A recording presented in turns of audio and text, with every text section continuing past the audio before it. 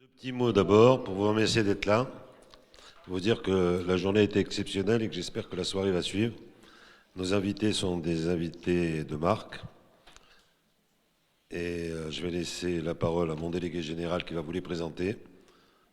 Monsieur Benlolo.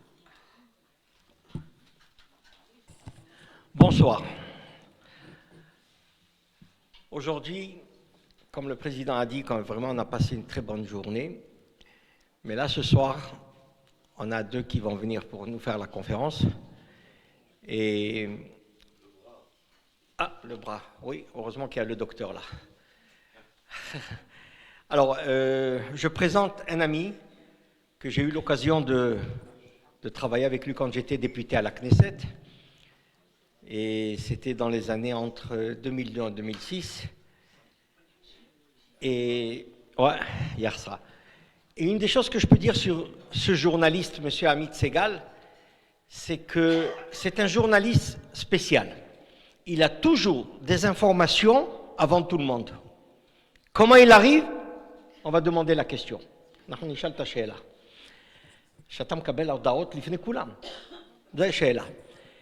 Et il est très jeune, mais il est très fort.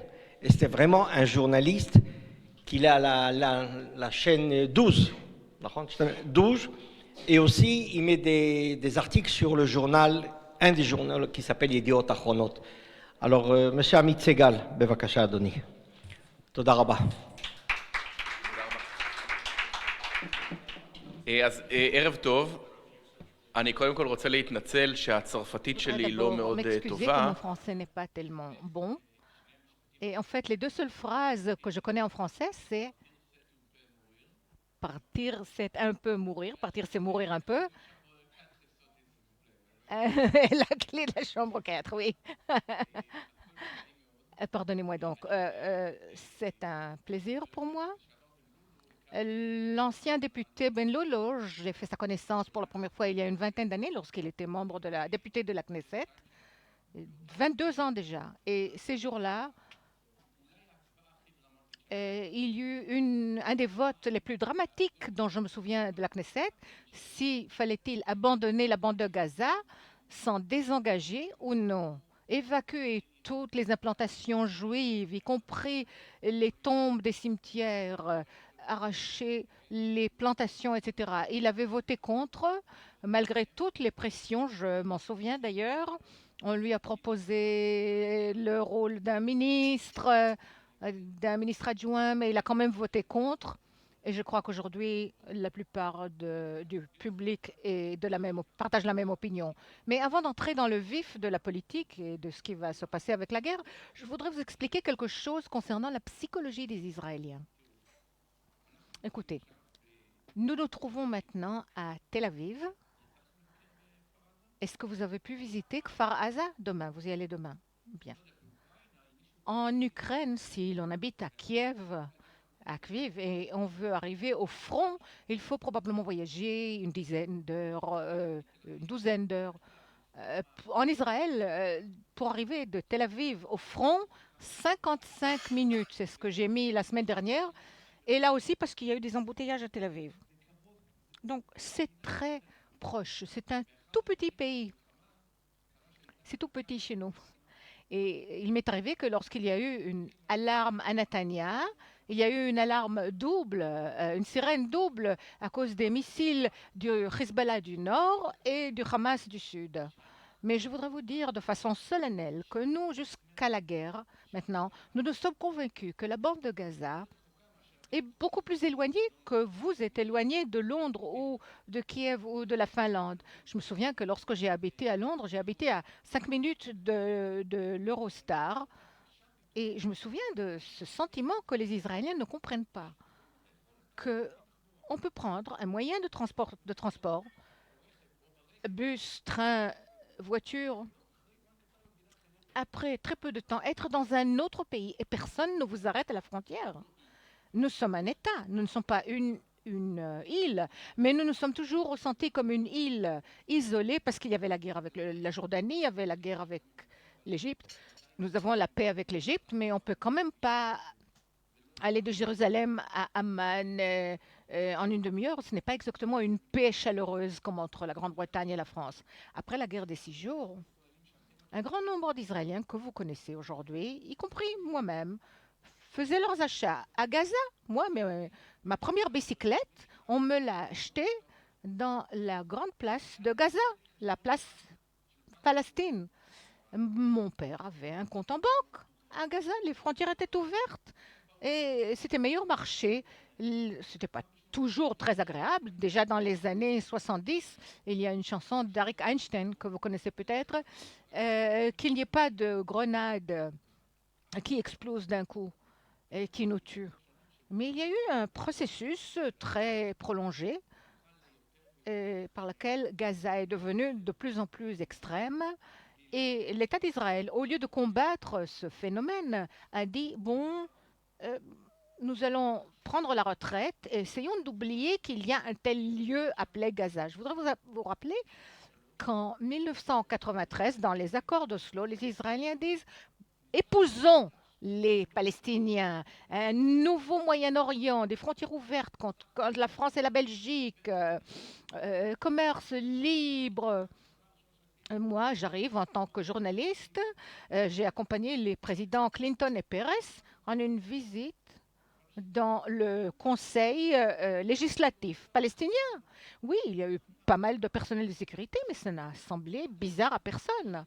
En 2000, après que les accords d'Oslo s'étaient effondrés, les Israéliens disent, bon d'accord, on a compris, on ne veut plus nous marier avec les Palestiniens, on veut s'en divorcer.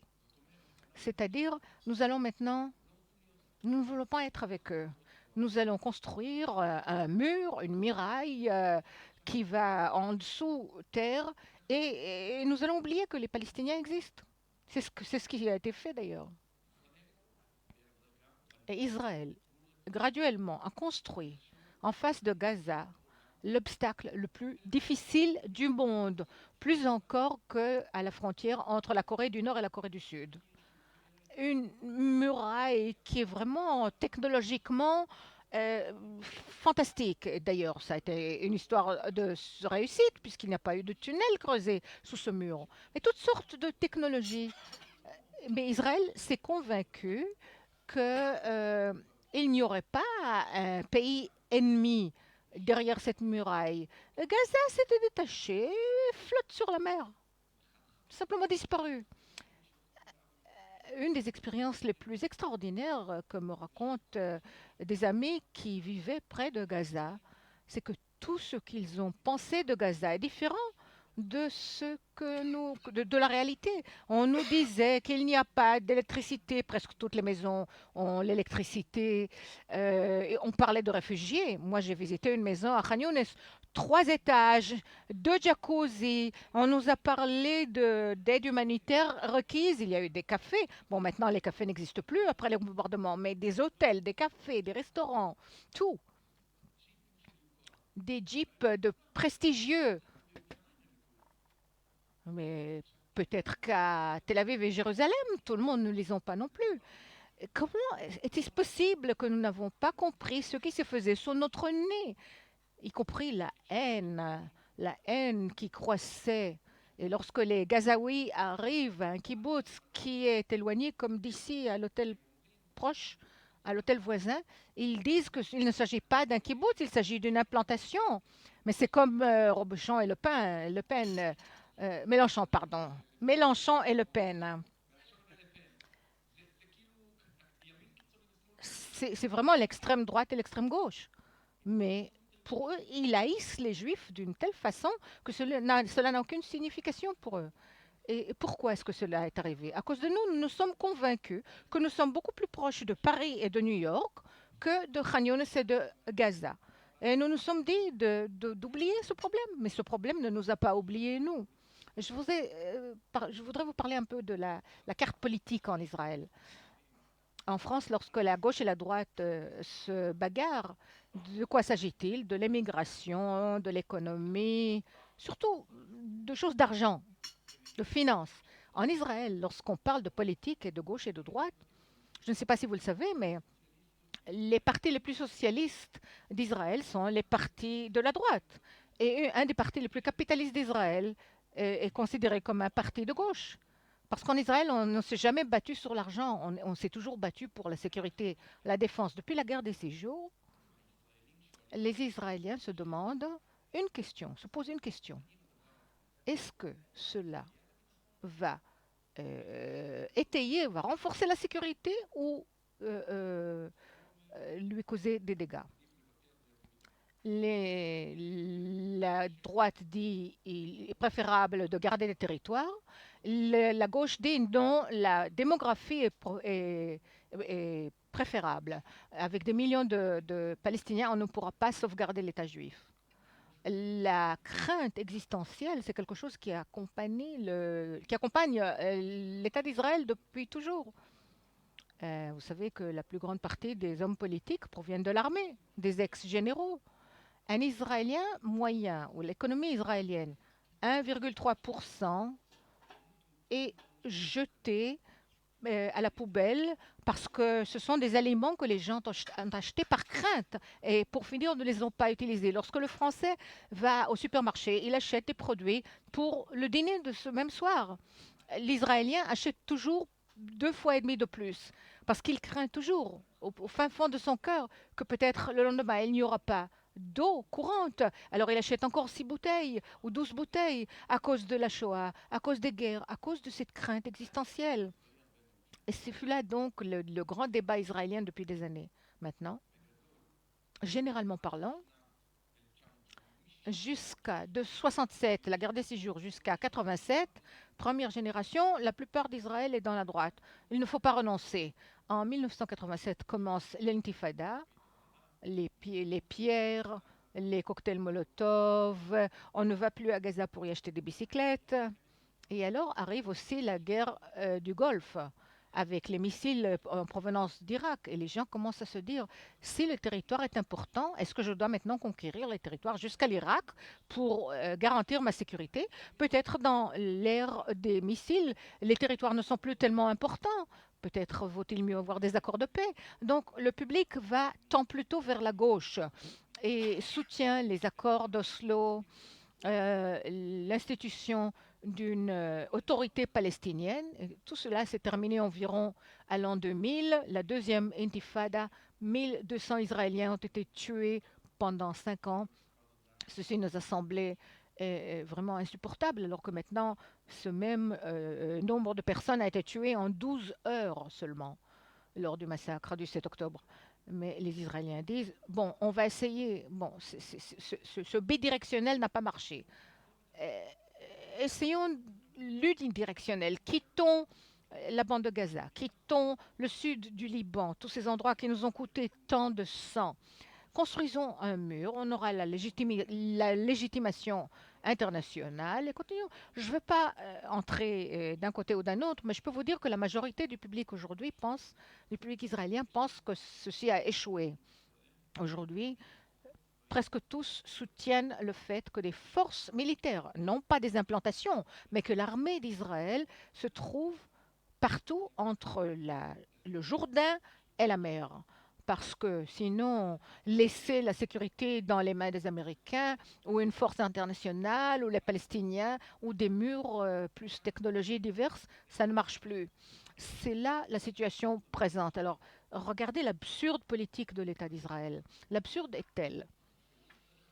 Vous voyez d'une partie dans l'opinion publique, les sondages d'opinion publique, que le public va vers la droite, donc s'oppose à des reculs.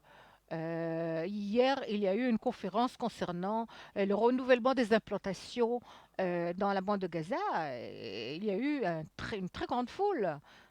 Il y a 2 mois, cela semblait incroyable. Mais d'autre part, vous entendez que le gouvernement de Netanyahou, le plus extrême droit depuis toujours, est en train de se rétrécir et d'aller un peu vers la gauche. Donc, je pense que l'histoire est la suivante. L'absurde historique est que les gens élisent toujours des candidats pour réaliser la politique inverse. Je vous donne un exemple. Les Anglais se sont fatigués de la politique de Margaret Thatcher. Elle était trop extrême. Qui ont-ils élu? Blair. Qu'a fait Blair? La même chose. Kiff kiff. Les Israéliens, après la guerre de Kippour, ont dit Golda Meir a échoué. Pourquoi? Parce qu'elle devait dire oui à Sadat, au président de l'Égypte. C'est-à-dire, ils ont dit que le leader tellement vénéré de la gauche n'était pas suffisamment gauchiste. Et qui est-ce qu'ils élisent? Menachem Begin. L'homme qui a dit que lui, quand il prendra sa retraite, va habiter dans le Sinaï. Qu'est-ce que Begin fait? Retire toutes les implantations israéliennes du Sinaï. Donc il va plus encore vers la gauche que Golda. Et Golda a dit qu'elle ne pense pas, elle n'est pas sûre que Begin doit recevoir le prix Nobel de la paix, mais certainement il mérite l'Oscar pour le meilleur acteur du monde. Mais les gens disent, nous avons élu un gouvernement de droite. Ce gouvernement ne nous a pas livré ce que nous voulions. Qu'est-ce que nous voulons que le gouvernement suivant fasse? Qu'il soit plus fort, qu'il exerce plus de force. Qui vont-ils élire? Probablement quelqu'un de l'autre côté, donc du centre gauche israélien. Et il y a une bénédiction juive qui dit que lorsqu'on voit 600 000 personnes en une place, cela n'arrive pas très souvent en Israël, mais lorsqu'on les voit ensemble, vous savez quelle est la bénédiction? Béni soit le Seigneur qui connaît tous les secrets. Mais vous le savez, certains d'entre vous sont des journalistes, vous savez que lorsque 600 000 personnes, donc l'opinion publique, on ne sait pas quand elle va changer, mais d'une façon ou d'une autre, il y a toujours quelque chose d'inattendu. Je crois qu'une des leçons de cette guerre, c'est qu'il y a des gens qui voudront opter pour une ligne beaucoup plus militante et vont élire l'autre côté, l'autre parti pour réaliser cette politique. Ça, c'est généralement parlant l'image, je vais dire encore quelque chose de général concernant la guerre elle-même, et ensuite, si vous voulez, vous pourrez poser des questions. Où se trouve la guerre? Quelle est la situation avec la guerre en ce moment? À Gaza, il y a 700 kilomètres de tunnels souterrains, environ 7 fois ce que nous pensions. Tout le système ferroviaire d'Israël, toute sa longueur, c'est de 900 kilomètres.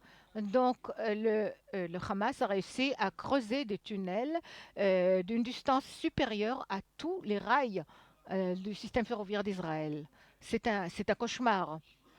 Il faut 7 tonnes de matière explosive pour faire sauter un demi-kilomètre de tunnel. Je pense que dans toutes les réserves de l'OTAN ne suffiront pas pour faire exploser tous ces tunnels. Ce n'est pas notre but. D'ailleurs, le but de l'armée d'Israël dans cette guerre, c'est de liquider le Hamas de 3 manières. D'abord, ses leaders. Pensez-y comme Hitler, par exemple. Il n'y a pas eu d'héritier à Hitler. Sinwar est un homme sans aucun précédent dans le Hamas. Et le Hamas n'est pas exactement un organisme de paix qui recherche la paix. Sinwar avait l'habitude de liquider quiconque il soupçonnait de collaboration en Israël en jetant sa tête sur un lavabo des toilettes. C'est un personnage d'une cruauté inouïe. C'est le premier ennemi dans l'histoire du peuple juif qui connaît l'hébreu parfaitement. Il a même écrit une petite note à Netanyahou pendant une des négociations et il lui a écrit en hébreu. Vous n'aurez pas pu savoir que ce n'était pas un Israélien. Il voit les nouvelles sur le canal 12 de son bancaire et c'est une des raisons d'ailleurs pour le fait que la veille de la guerre, il a été convaincu qu'à cause de toute la bagarre interne en Israël, les gens ne viendront pas combattre pour l'autre partie et que l'armée va se désintégrer. Mais il a fait erreur. Donc, d'abord le liquider, lui. Deuxièmement, liquider le Hamas en tant que cadre militaire. Il ne s'agit pas d'un organisme terroriste, mais d'une armée terroriste. Il a des régiments, il a des bataillons, des armées. Pensez à une armée. Il a des armes chinoises dans des quantités absolument inouïes. les deux plus grands fabricants d'armes de Hamas sont les Chinois et, et Israël, bien sûr. Comment? Israël a lancé 20 000 tonnes de bombes sur Gaza. 1% n'ont pas explosé. Donc il y a 200 tonnes qu'on démonte et qu'on utilise pour créer des armes, pour fabriquer des armes. On ne peut pas liquider tous les 30 000 terroristes de Hamas, mais on peut désintégrer leur cadre. Donc revenir au jour où il ne s'agissait que d'un organisme de terroristes et pas d'une armée. On ne pourra pas éradiquer la haine de ces gens contre Israël, vis-à-vis d'Israël. Il y aura toujours des explosifs et il y aura toujours des jeunes qui ont grandi avec l'éducation selon laquelle les Juifs étaient descendants de singes et de cochons. Vous avez entendu les alarmes cet après-midi? Est-ce que vous étiez à Tel Aviv? À Tel Aviv, il y a eu des alarmes aujourd'hui pour la première fois après 1 mois et demi. Par comparaison, le premier jour de la guerre, Hamas a tiré 4000 missiles, dont 1000 vers le centre. Aujourd'hui, pendant 1 mois et demi, ils n'ont pu tirer pas même un. Pendant une semaine, il n'y a pas eu de roquettes même sur les implantations autour de la bande de Gaza. Donc, il ne peut plus maintenant pénétrer Israël. Mais la troisième composante est la plus importante.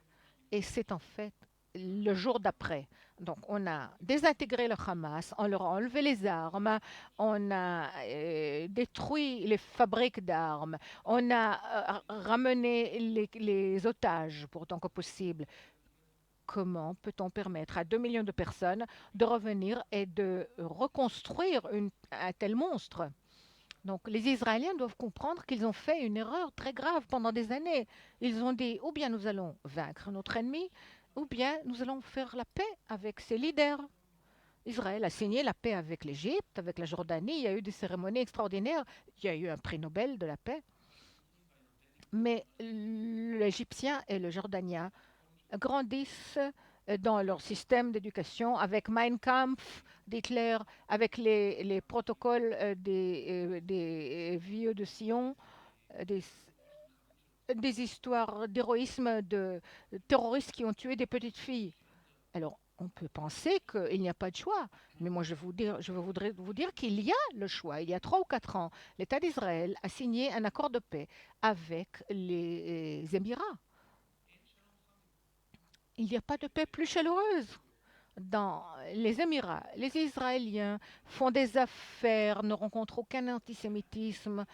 Et même en Arabie saoudite, encore avant l'accord, une des choses les plus stupéfiantes, c'est que les Saoudiens et les Émiratiens ont changé leur livre d'études. Ils y ont enlevé toute trace d'antisémitisme, d'anti-israélisme, d'antisionisme. Ils parlent de l'islam comme la clé à la paix. Donc il ne s'agit pas là de quelque chose d'un destin inévitable. Israël, pendant des années, a développé la pensée qu'on pouvait vivre avec un tigre. On pourrait nourrir le monstre et d'une façon ou d'une autre l'empêcher de nous dévorer. Nous avons des exemples du monde. Il y a des peuples qui ont perdu des guerres. Une défaite si âpre qu'ils ont complètement changé leur approche. Et pourquoi ne pas le faire? Quiconque prétend le contraire, c'est lui qui est le raciste. Regardez ce qui se fait dans la plupart des zones d'Israël.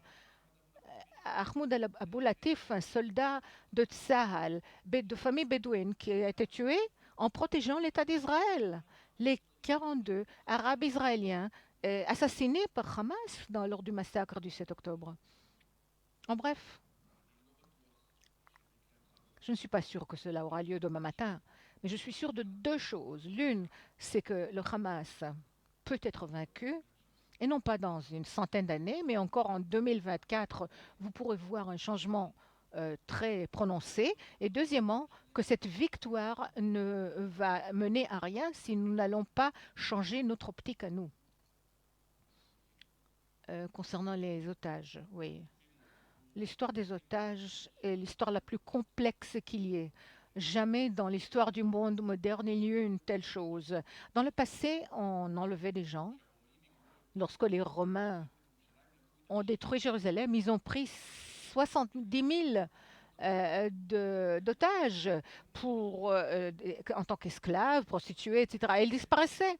Mais dans le monde moderne, avec l'empathie que nous avons pour l'individu et la puissance des organismes de terrorisme, crée un cocktail très, très complexe. Et plus complexe encore dans la bande de Gaza. Jamais a-t-on enlevé tant de personnes. Israël a réussi pendant 12 ans d'éviter des enlèvements. Il y a eu un soldat enlevé. Et on s'est occupé de cette histoire pendant 5 ans. Gilad Shalit, vous vous en souviendrez. Et en un matin, 253 personnes ont été enlevées. Le Hamas pense que l'État d'Israël est un État avec un cœur très faible, un pays faible, et lorsqu'il devra face au dilemme de ramener les otages ou de gagner la guerre, la décision sera pour les otages. J'ai publié une note trouvée sur la table de Sinwar dans son bunker. Ils ne parlent pas au téléphone parce qu'ils ont appris que nous les suivons, que nous écoutons. Alors maintenant, ils échangent des petites notes. Vous savez comment ils le font? Vous ne le croirez pas. Plus primitif encore que les pigeons. Un fax. Un fax. Ils ont compris que personne n'écoute des fax. Personne n'y pense. Donc, ils envoient des fax, des facsimiles. Donc, du bureau de Sinwar, une note a été envoyée disant la chose suivante, et je voudrais vous le lire parce que c'est absolument stupéfiant. Quelles sont les instructions stratégiques? Primo, de sortir encore des petits films concernant les otages pour décourager Israël, pour d'encourager les activités du bureau pour les otages, qui agit pour les otages. Troisièmement, accroître le message que Bibi est le coupable et le responsable en chef. Donc, que dit le Hamas? Je vais kidnapper suffisamment de personnes. Chaque fois, je vais libérer un tout petit peu. Et chaque fois, il y aura un otage pour une semaine d'arrêt de la guerre, un mois, etc. Et peu à peu, la guerre s'arrêtera. Hamas a accepté de libérer, il y a un mois et demi, 10 personnes par jour. Après 8 jours, vous savez, j'ai fait ma thèse ma thèse de doctorat sur des accords d'échange d'otages, et ceci a complètement brisé ma thèse, en fait. Et Hamas pensait que ce serait un peu comme les drogues. Ils n'ont jamais cru qu'Israël recommencera la guerre, reprendra la guerre. Ils étaient convaincus que les Israéliens, après 8 jours, fini. Ils n'ont plus recommencé la guerre, les réservistes vont rentrer chez eux. Et ils n'ont pas compris que cette fois, quelque chose a changé parmi les Israéliens. Ils ont payé un tel prix le premier jour que maintenant, ils sont décidés à liquider le Hamas. Et maintenant, bien sûr, l'accord suivant est beaucoup plus onéreux. Pour ainsi dire, 45 jours de cessez-le-feu pour 35 otages. Moi, personnellement, jusqu'à que je vois Sinwar accepter cela, je n'y croirai pas, parce qu'il dira probablement qu'après un mois et demi, Israël ne recommencera pas la guerre. Mais s'il suit les affaires, il peut être sûr qu'Israël va reprendre la guerre. Donc, alors, il demande, par exemple, 100 terroristes en échange d'un otage. Je ne sais même pas s'il y a suffisamment de terroristes emprisonnés en Israël. Mais ce sont là les détails. Mais en fin de compte, notre problème en tant qu'Israéliens, c'est que le but de ramener tous les otages en un accord est tout à fait en contraste, en opposition au but de faire effondrer le Hamas. Et tout le monde vous le dira, que c'est comme dans un accident de 2 voitures qui font collision. Et alors, si vous êtes pour le retour des otages, il faut arrêter la guerre. Moi, je ne pense pas. Moi, je pense que c'est un peu comme 2 voitures qui se frottent. On peut libérer, oui. Ceci portera une certaine atteinte, Et on peut continuer la guerre et ceci portera atteinte à 2, 3, 4 otages. Donc, la logique dans ce que je vous dis maintenant, c'est que pour liquider le Hamas, oui ou non, c'est 0 ou 1. C'est binaire. Alors que le retour des otages n'est pas 0 ou 1. On peut ramener 1, 10, 50, 100, 136, etc. On ne pourra pas réaliser ces deux objectifs. Mais je pense, à l'encontre d'autres, que on pourra peut-être réaliser un but et demi, un but et trois quarts. Encore un peu de pression militaire, nous entrons à Khan Younes et d'un coup ils demandent de négocier. Et nous allons entrer de Arafat à Rafah et ils vont libérer encore une vingtaine de personnes. C'est là l'histoire. Mais il faut vraiment avoir des nerfs de fer, des nerfs d'acier. J'ai dit à la télé la première semaine de la guerre que chaque personne qui se lève le matin doit. Vous savez que les Juifs, le matin, disent certaines bénédictions, toutes sortes de bénédictions. Il faut dire, béni soit le Seigneur qui ne m'a pas fait membre du cabinet parce que les décisions qu'ils doivent prendre, ce sont vraiment des choses que je ne pense pas qu'un cabinet a jamais rencontrées depuis le cabinet de Churchill. Si vous avez des questions à poser, allez-y.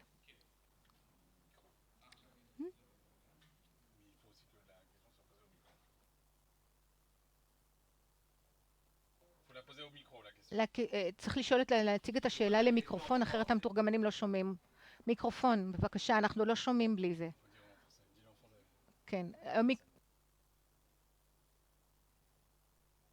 Il faut poser les questions au micro, sinon les interprètes ne les entendent pas. Il faut poser les questions au micro. Il n'y a pas de micro baladeur, non? Oui.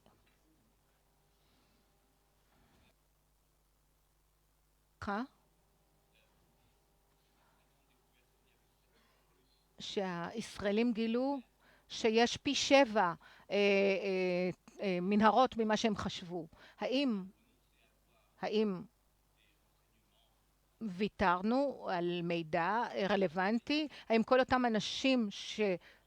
אנשים שעבדו במנהרות הללו? Encore, avec tous les prisonniers qu'on a fait, on n'a à peu près aucune information sur où sont les otages.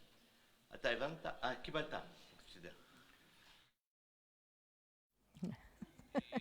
Mon français s'est amélioré au cours de cette soirée.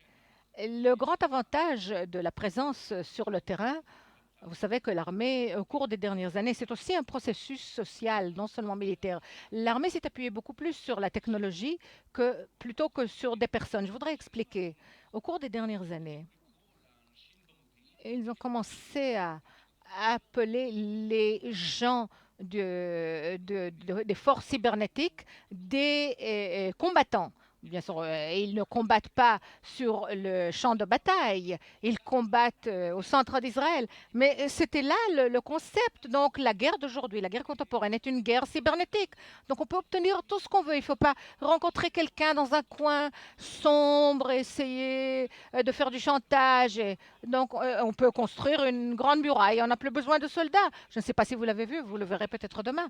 Il y a un système qui s'appelle voix et tir. Si quelqu'un de Tel Aviv voit par les caméras qu'un terroriste arrive, il presse un bouton et quelque chose tire et tue le terroriste. Les gens vraiment n'avaient plus aucun égard aux soldats couverts de boue. Et la leçon que nous avons appris, c'est que dans le corps de renseignement de l'armée, il n'y a d'ailleurs presque plus de personnes parlant l'arabe. Je ne sais pas si vous le savez, mais vous savez que le corps de renseignement d'Israël a reçu par 2 occasions un document détaillé avec tous les plans comment tuer des Israéliens dans les kibbutz. Et le titre était « Nous avons terminé de tuer tout le kibbutz ». Mais il n'y avait personne là dans l'arabe coule dans les veines pour comprendre qu'il y a là quelque chose qui va au-delà. Il n'y a pas eu quelqu'un du terrain qui dise, écoutez, chers amis, ce document n'est pas un plan comme nous avons de conquérir la Syrie. Non, ça c'est véritable. Personne n'a pu le sentir. Et certainement, c'est un des changements qui doit avoir lieu maintenant après cette guerre. Microphone, microphone. Non, microphone, microphone. Microphone.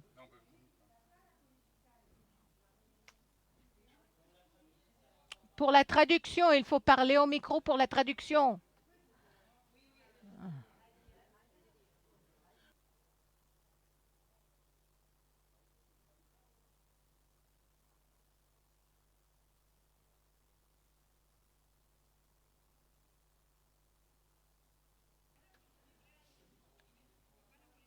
Sur le niveau politique, il m'importe de savoir quel est votre horizon. Qu'est-ce que vous avez dit que la plupart vont aller plutôt vers la gauche pour recevoir ce qu'ils veulent de la droite. Mais de toutes les personnes que je vois aujourd'hui, que ce soit Yossi Cohen qui n'est pas encore entré, ou tous ceux que nous connaissons, moi, en tant qu'Israélienne, depuis 29 ans en Israël, je ne vois pas pour la première fois, après l'intifada, le Liban et tout, c'est la première fois où je ne vois pas quelqu'un sur lequel on peut s'appuyer. C'est là ma question. Je n'ai pas besoin de vous dire que cette illusion qu'il y a un leader qui emmène le peuple. Dans le passé, on gagnait, on pouvait vaincre l'histoire. Alexandre de Macédoine. Churchill pensait de cette façon, c'est comme ça qu'il a écrit sa biographie. Mais lorsqu'on analyse l'histoire, c'est un peu différent. Il y a des dates inévitables. Lorsque le peuple veut aller dans une certaine direction, on trouvera le leader qui le fasse. Et si ce n'est pas lui, ce sera un autre. Je ne sais pas vous dire qui sera le Premier ministre suivant, mais on peut diviser les leaders en deux groupes. Il y a des leaders qui sont un peu comme le coriandre, un peu comme le coriandre. Ou bien on l'aime, ou bien on le hait. Si on le hait, tout ce que je vous dirai de bon sur le coriandre ne va pas vous convaincre. Vous connaissez tous des leaders du type coriandre, De Gaulle, Bibi, Ben Gurion, Begin, des leaders du type Kouzbara, du type coriandre. On en a besoin pour des périodes où il faut des décisions difficiles, établir l'État, se retirer de l'Algérie, fermer le Palmach en Israël. Mais l'histoire nous enseigne toujours qu'après le coriandre arrive toujours un leader de quel type? Il n'y a que les Shamir. Lanette.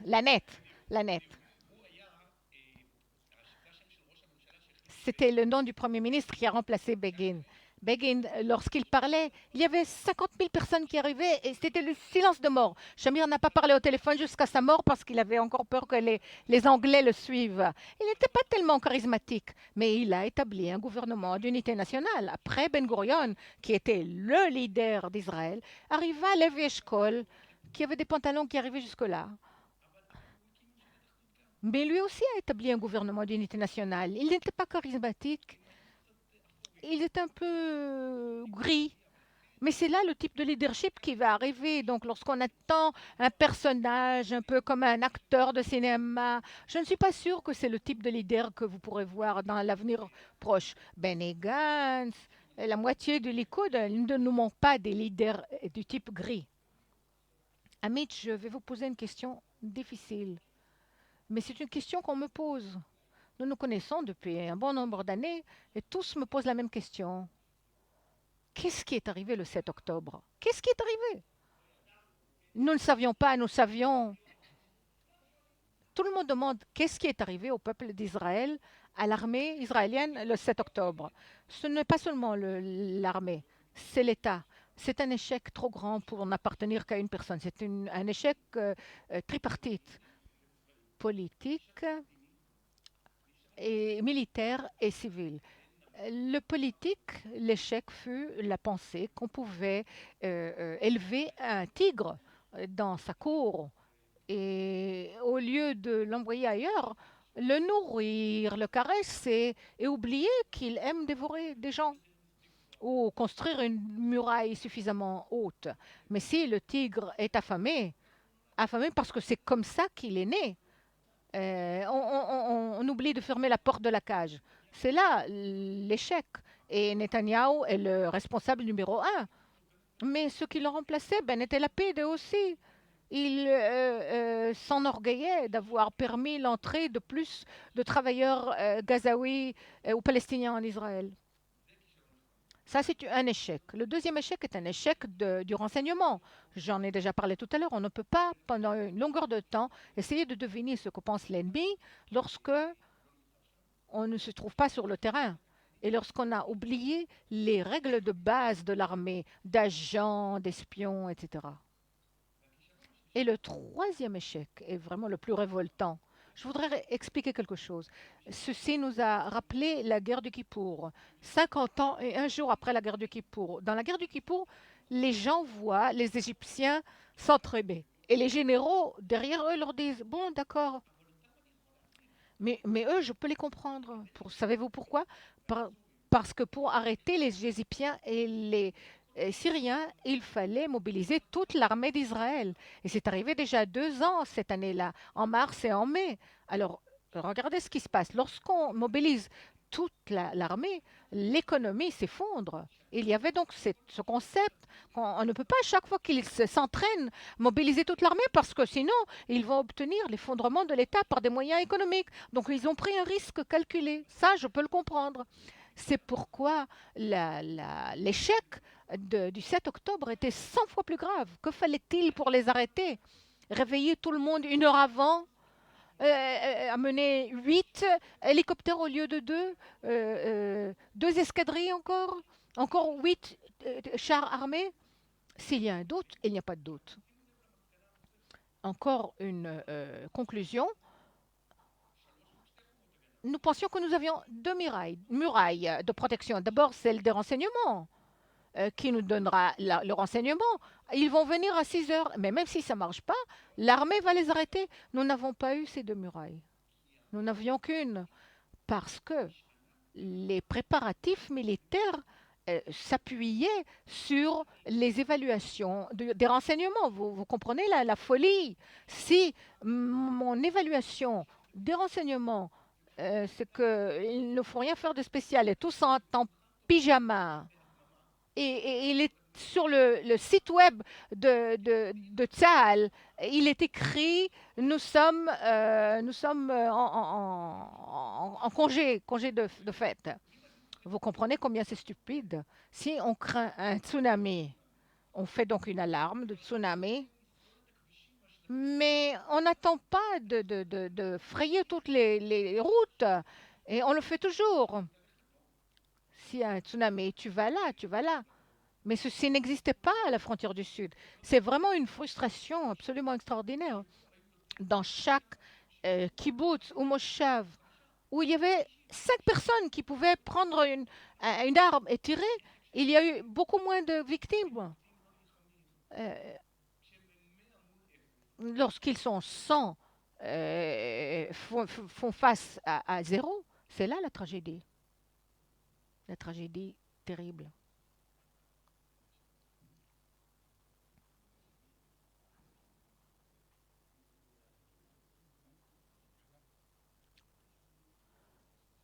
אני שואלת עצמי, Depuis au moins 20 ans, depuis les derniers accords, on a laissé prospérer une éducation sur les enfants, leur enseignant que, c'est une histoire très simple, vous avez une maison et il y a des méchants israéliens qui vous la prennent. Donc, ils ont compris comme ça. Et le renforcement pendant des années et des années et des années. Ça veut dire quoi? Ça veut dire qu'ils ont planté, si vous voulez, cette plante vénéneuse en attendant qu'elle fleurisse, qu'elle grossisse. Vous savez, ça me rappelle un peu ce qui se passe quand on parle d'aujourd'hui de la technologie, de mettre une puce dans le cerveau. Elle est là, en sommeil, et il suffit à un moment de tourner le bouton et vous avez une métastase à travers le monde. À travers le monde.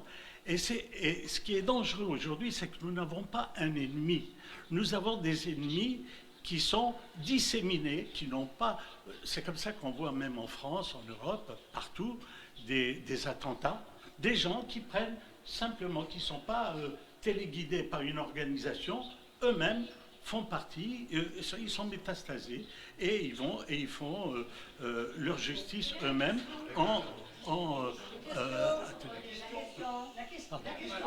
Oui, alors, la question, vous savez, je vais vous dire, pendant la guerre du Golfe, j'avais posé la question à Motagour et j'avais demandé, j'avais dit, je ne comprends pas, Israël gagne toutes les guerres, mais aujourd'hui les guerres sont médiatiques.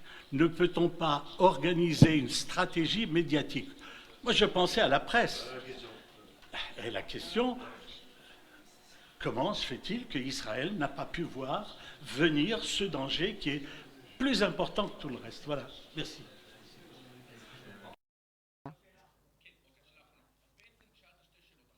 Vous avez posé deux questions, l'une concernant l'éducation et l'autre concernant les stratégies médiatiques. En concernant l'éducation, le budget de l'autorité palestinienne qui finance les meurtriers est de 7%. Tout le budget qui a créé le high-tech israélien, 1,5%. Si on prend tout ce qui est payé en Israël pour tout le reste, c'est ce que les Palestiniens payent pour les meurtriers d'Israéliens. Pour autant que cela ne change pas, on ne peut pas avoir de paix. Et moi, je pense, à l'encontre d'autres, que ce n'est pas quelque chose d'inévitable. Si on fait pression, si on dit que cela est inacceptable, on pourra réussir. En ce qui concerne la stratégie médiatique, dans un certain sens, la situation aujourd'hui est plus difficile encore que celle qui sévissait lorsque vous avez parlé à Motagour. Dans ce temps-là, il y avait peut-être une centaine de journaux importants et 200 canaux de télévision. Alors on pouvait dire que les journaux sont contre-israéliens, mais nous allons peut-être réussir à les convaincre. Aujourd'hui, la situation est beaucoup plus grave parce que les réseaux sociaux font résonner. Vous voyez des contenus publiés par vos amis, vos collègues. Combien de juifs y a-t-il dans le monde? 13 millions? Disons que même une moitié sont pour nous. Disons que même tous sont pour nous. Combien de musulmans y a-t-il? Combien d'anti-israéliens y a-t-il?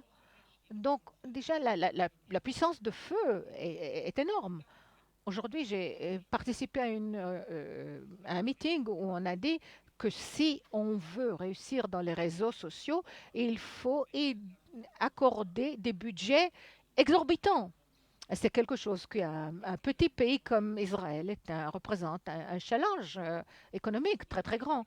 Je voudrais vous remercier, vous dire que j'apprécie vraiment le fait que vous êtes arrivé d'un endroit dangereux comme Paris, et que vous êtes arrivé à Tel Aviv. Merci beaucoup.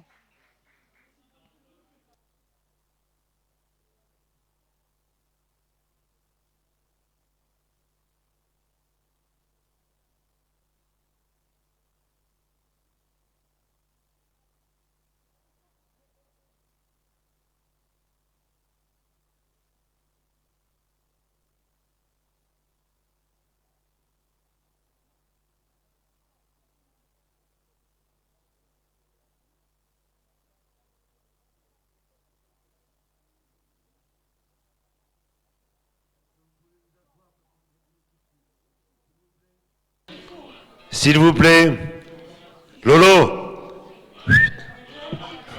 pas déconner.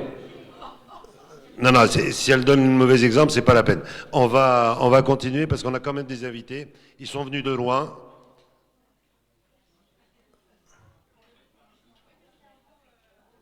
Et on continue. Voilà. S'il vous plaît.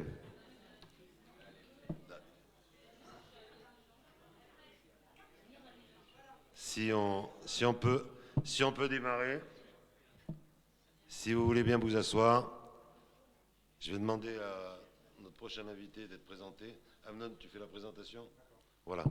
Voilà, donc on continue sur le même rythme. Ça évite la dissipation. C'est par là que ça se passe.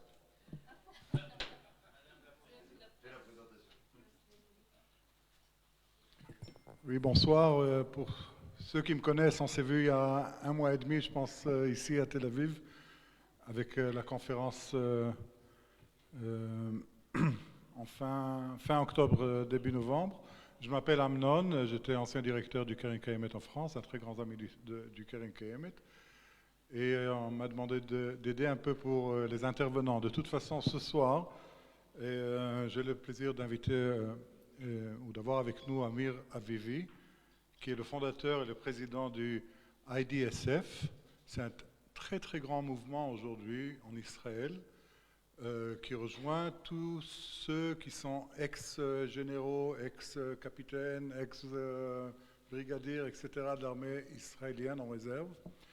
On a à peu près 20 000 personnes déjà dans le mouvement et c'est assez important. Mais ce qui est intéressant, c'est que Amir, en tant que brigadier général, et au cours de son service, a occupé une série de postes stratégiques et importants au sein de Tsahal, notamment en tant que directeur du bureau de chef d'état-major, commandant de la division de Gaza, commandant du bataillon 605 et commandant de l'école de combat. Mais Amir aujourd'hui est l'une des voix les plus clairvoyantes des enjeux stratégiques et sécuritaires de l'État d'Israël. Il a publié récemment aussi son livre, je ne sais pas s'il en a en français, mais on ne reviendra jamais en arrière, et comment Israël va assurer son avenir. Alors pour cela et bien d'autres, nous avons le plaisir d'inviter Amir Avivi de nous rejoindre. Merci.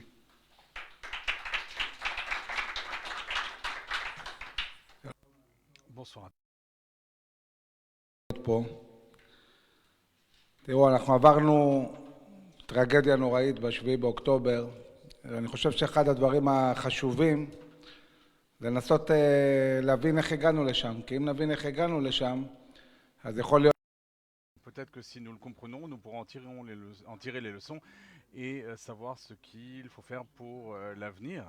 Parce que nous sommes à une sorte de carrefour, c'est-à-dire qu'on peut effectivement démanteler complètement le Hamas sur le plan politique et militaire, mais d'un autre côté, si on prend de mauvaises décisions concernant le jour d'après, tout ce qui est arrivé pourrait se répéter.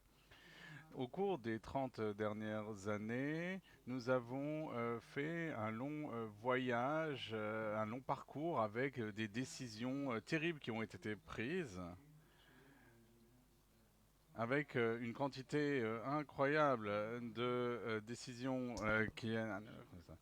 et mon expérience personnelle qui sont ancrées en profondeur dans ces processus. Et j'aimerais vous raconter en quelques mots ce que j'ai fait au cours de ma carrière militaire. Quelques mots à mon propos. Je suis originaire de Jérusalem. Je suis la 15e génération à Jérusalem. Ma famille est une famille séfarade qui a été chassée d'Espagne, qui est arrivée à Salonique. Ma famille a grandi à Jérusalem.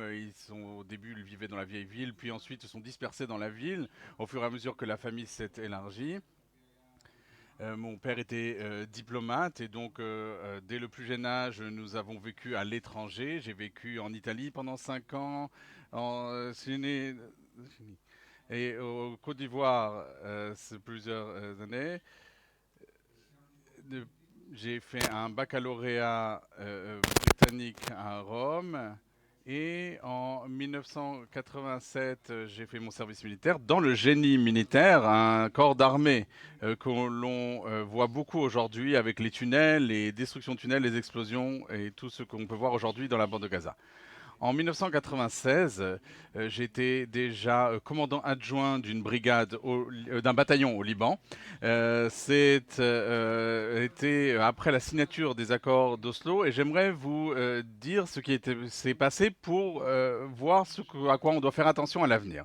Entre la guerre des 6 jours et jusqu'aux accords d'Oslo, la bande de Gaza n'avait pas vraiment d'influence, ça n'était pas au cœur des préoccupations israéliennes. Les Israéliens allaient faire leur courses dans la bande de Gaza. On pouvait circuler dans une Jeep dans le centre de la bande de Gaza, en uniforme. Rien de très grave. Il y a eu bien sûr la première intifada en 1987. Il y a eu des jets de pierre, c'était très désagréable, mais rien de terrible. Ici et là, il y a eu des attentats, mais ça n'était vraiment pas un bastion du terrorisme, et sûrement pas quoi que ce soit qui ressemble à ce que nous voyons aujourd'hui. Lors des accords d'Oslo en 1994, nous avons décidé d'avoir un risque mesuré en signant un accord face à l'autorité palestinienne, qui est en fait une organisation terroriste meurtrière. Et le risque mesuré était de faire un accord concernant d'abord la bande de Gaza et Jéricho, et si cela fonctionnait bien, on irait de l'avant. Or, ce que s'est passé dans le cadre de cet accord, c'est qu'on s'est retiré des villes de Gaza, de Rafah, de Khan Younes, tous ces lieux dont on entend beaucoup parler ces jours-ci. On n'a pas évacué les implantations, ni la frontière égyptienne. Nous avons donné aux Palestiniens la responsabilité de ces villes et nous avons aussi armé les Palestiniens pour qu'ils puissent appliquer l'ordre. Et 2 ans plus tard, en 1996, cette autorité palestinienne, avec les armes que nous lui avons fournies, a lancé une attaque aussi bien dans la bande de Gaza qu'en Judée et Samarie. Et cela a été une surprise générale et un choc très important. Le commandant de la brigade de Gaza a été tué et immédiatement, on a vu un changement très brusque. Alors, où est-ce que moi j'étais en 1996? Moi j'étais chef de bataillon dans le Nord. J'étais censé être un des moniteurs principaux de l'école du génie, un poste qui m'intéressait beaucoup. Et tout d'un coup, je reçois un coup de fil du directeur de cabinet du chef du génie militaire qui m'a dit « Tu vas tout de suite dans le Nord, à Migdal HaEmek. Tu as un entretien avec l'officier commandant du génie dans cette station-service de Migdal HaEmek. Alors, ça n'est pas quelque chose d'ordinaire d'avoir un entretien avec un général dans une station-service. Mais donc, je me rends à cette station-service et je dis au chef du génie militaire et il me dit la bande de Gaza a complètement changé. Je sais que tu devais avoir un autre poste et maintenant, tu vas être le chef du génie militaire dans la bande de Gaza. Je dis Gaza, mais ça n'est absolument pas, pour un officier comme moi, ça n'était pas du tout un poste prestigieux ou important. Le Liban, oui, mais la bande de Gaza, il m'a dit non, non, tout a changé, j'ai besoin de toi dans la bande de Gaza. Alors je lui ai demandé un instant pour digérer cette nouvelle. Je reviens à ma base et avant même de pénétrer à l'intérieur de la base militaire, je reçois un coup de fil de l'officier chargé de la division de Gaza. Ils veulent te voir. Bon, alors j'ai bien compris que j'étais un peu forcé d'aller à Gaza. Et il me dit, cet entretien, c'est vendredi matin. Et j'ai dit, mais ça fait 2 semaines que je ne suis pas rentré à la maison, est-ce qu'on peut pas le faire dimanche? Il me dit, non, non, c'est très urgent. Mais peu importe, tu habites à Césarée? Je dis oui. Très bien, eh bien, le chef de division te recevra chez lui à Zichron Yaakov, tout près de Césarée. J'ai dit, mais qu'est-ce qui se passe? Il y en a un qui veut me voir dans une station-service, l'autre chez lui. C'est complètement exceptionnel. Donc, ce vendredi matin, je me mets en uniforme, je vais à Zichron Yaakov, chez le commandant de division, et je vois que lui est en t-shirt et en short et en sandales, et il m'emmène dans son jardin, me fait asseoir et commence à m'expliquer ce qui se passe dans la bande de Gaza. Il me dit, Amir, la bande de Gaza a changé de fond en comble. Et ce commandant était Yoav Gallant, qui est aujourd'hui ministre de la Défense. Et Yoav Gallant, c'est quelqu'un de charismatique, d'impressionnant. Il lui a fallu 10 minutes pour me convaincre d'être son officier chargé du génie au sein de sa division. Et donc, j'arrive dans la division chargée de Gaza. Et je vois les choses suivantes. D'abord, dès qu'on est sorti de Rafah, de la partie de Rafah qui est dans la bande de Gaza, qui se trouve tout près de Rafah qui est en Égypte, il y a une route qui sépare les 2 parties de la ville. Dès le retrait, ils ont commencé à creuser des tunnels. Moi, qui suis responsable du génie, j'ai trouvé une trentaine de tunnels. Ce n'est pas les tunnels qu'on voit aujourd'hui. Ce n'est pas des tunnels à 50 ou 60 mètres de profondeur ou qui font la largeur de cette salle. C'était des tunnels d'1 ou 2 mètres de large à 5 mètres sous terre. Mais c'était un début. On a dû faire face à ces tunnels. jusqu'à ce que je quitte le poste, on avait des capacités pour faire face à ces tunnels primitifs. La deuxième chose, c'est que dès 1997, on savait qu'en 2000, il y aurait une intifada. Il y avait des renseignements. Nous savons que les Palestiniens voulaient lancer une guerre.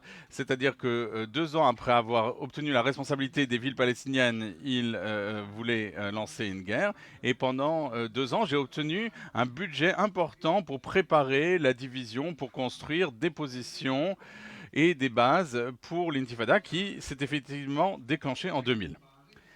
Au-delà de cela, on a vu dans les villes toutes sortes de projectiles et on a commencé à comprendre que à l'intérieur de ces villes palestiniennes, pendant que nous parlions d'accords de paix, eux, ils créaient une industrie militaire, une industrie pour fabriquer des roquettes, des missiles anti-chars et d'autres moyens.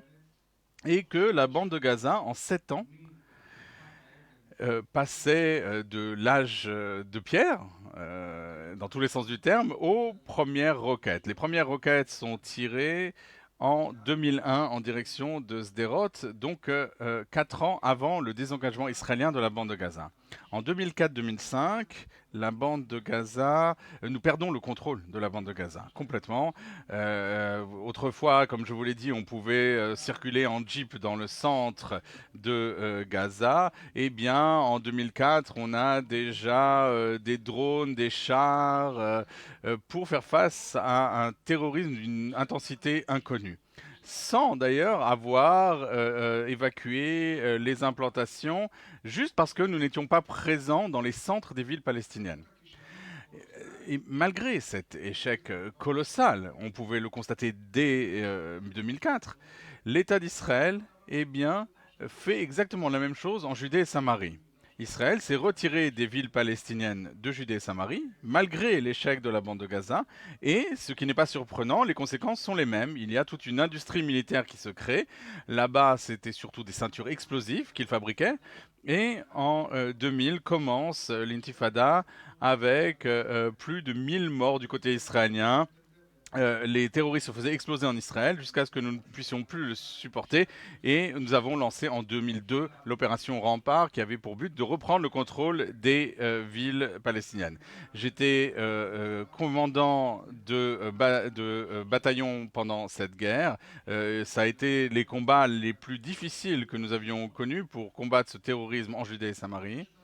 Et après 2 ans de combat, d'une manière ou d'une autre, la situation s'est stabilisée. Après avoir été chef de bataillon, j'ai été directeur de cabinet du chef d'état-major, Moshe Ya'alon.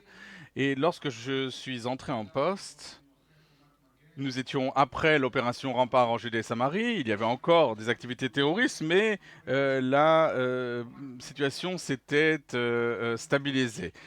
Dans l'opération Rempart, il a fallu 1 mois et demi pour prendre le contrôle des villes de Judée et Samarie. Et ensuite, il a fallu 5 ans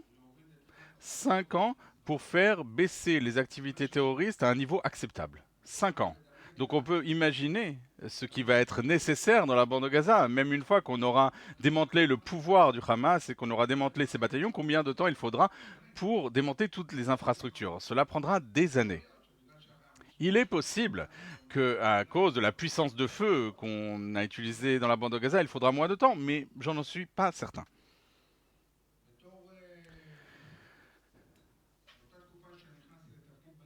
À l'époque, lorsque je suis devenu directeur de cabinet du chef d'état-major, la Judée et Samarie étaient en train de se stabiliser après l'opération Rempart.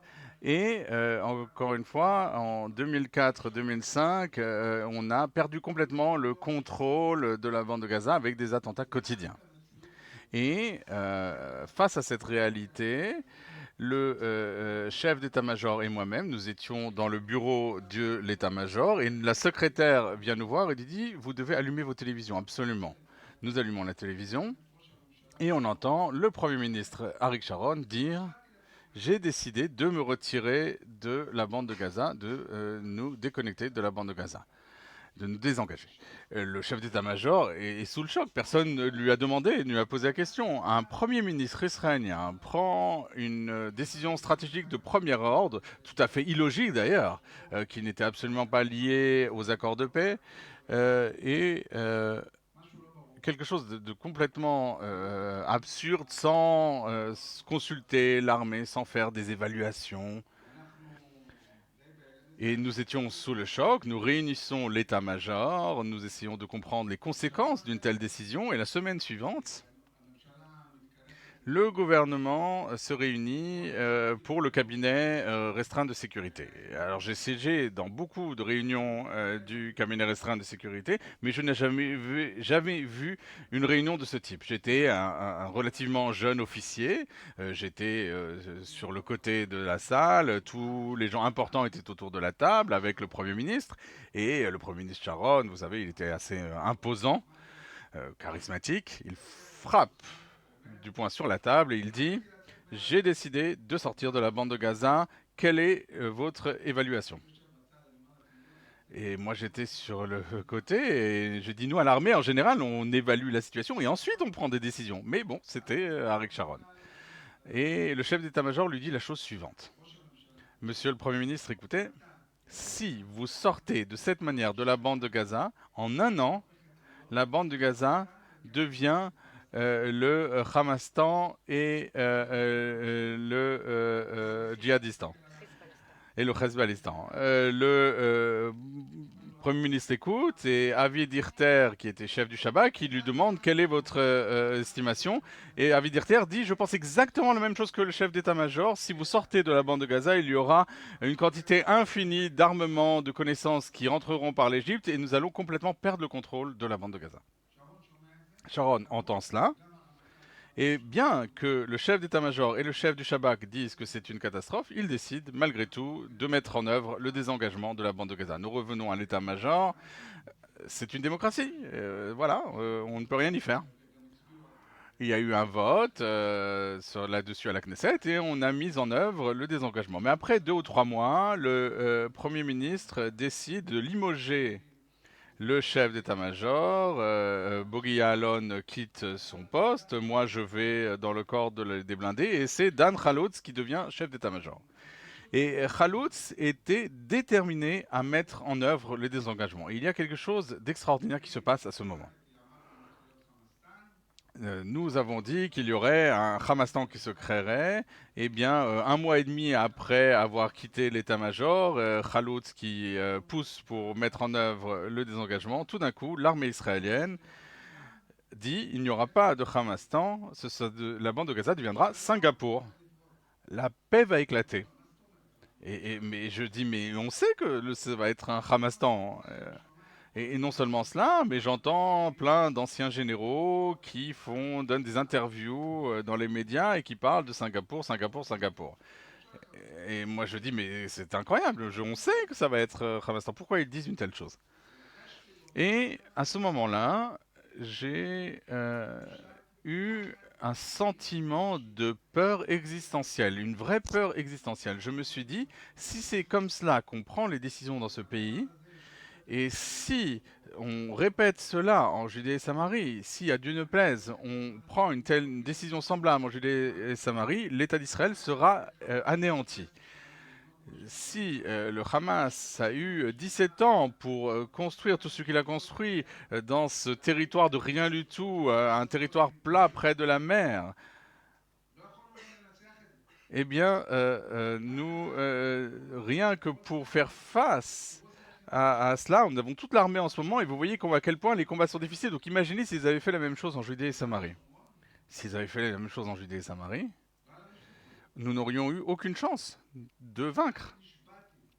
Et à ce jour-là, j'ai promis, je me suis juré qu'un jour, je créerais une organisation qui s'occuperait d'une chose et d'une seule, de garantir la sécurité et l'existence de l'État d'Israël et du peuple juif, sans ordre du jour politique, sans slogan particulier, mais vraiment pour se préoccuper du cœur des besoins sécuritaires d'Israël et éduquer la jeune génération, éduquer les Israéliens, leur expliquer ce qui est bon pour Israël parce qu'il y a un manque de connaissances. Il y a des politiques qui viennent et qui lancent des slogans, les Israéliens n'y comprennent rien, certains y comprennent mais la plupart n'y comprennent rien, beaucoup sont indifférents et personne ne leur dit voilà les conséquences de ces décisions.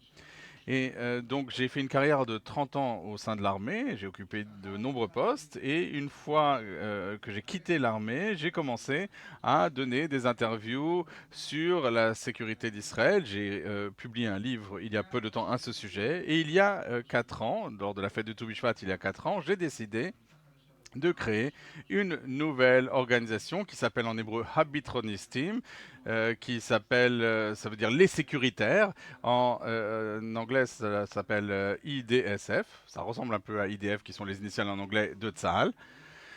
C'est une organisation qui réunit les meilleurs officiers qu'Israël ait jamais connus, des gens qui sont déterminés à promouvoir la sécurité de l'État d'Israël.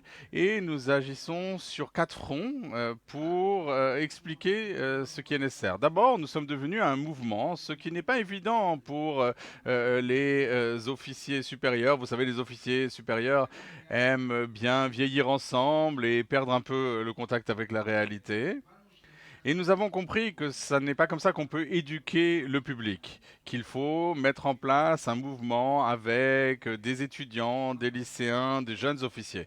Donc notre mouvement a près de 30 000 membres aujourd'hui.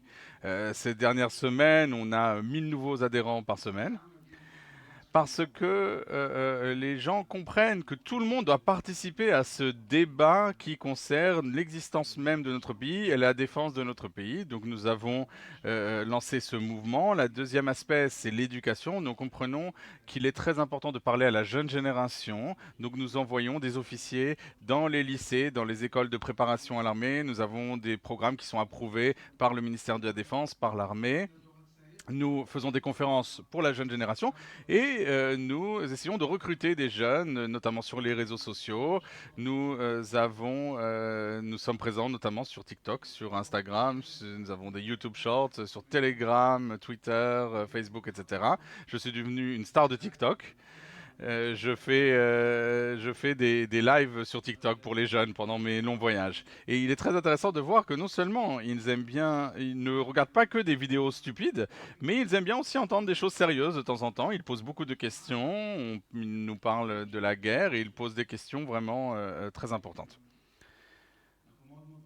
Nous sommes aussi très présents dans les médias, parce qu'en fin de compte, nous comprenons qu'il faut être présent à la télévision et à la radio pour parler aux Israéliens. Nous avons une 40aine d'officiers qui donnent des interviews tous les jours dans les différentes chaînes de télévision et dans la presse. Et nous avons compris qu'il fallait aussi être en contact avec les décideurs. Donc nous avons un département de recherche qui travaille avec les responsables de l'armée et on est en contact avec le Premier ministre, avec le ministre de la Défense, avec la Knesset, avec le corps diplomatique.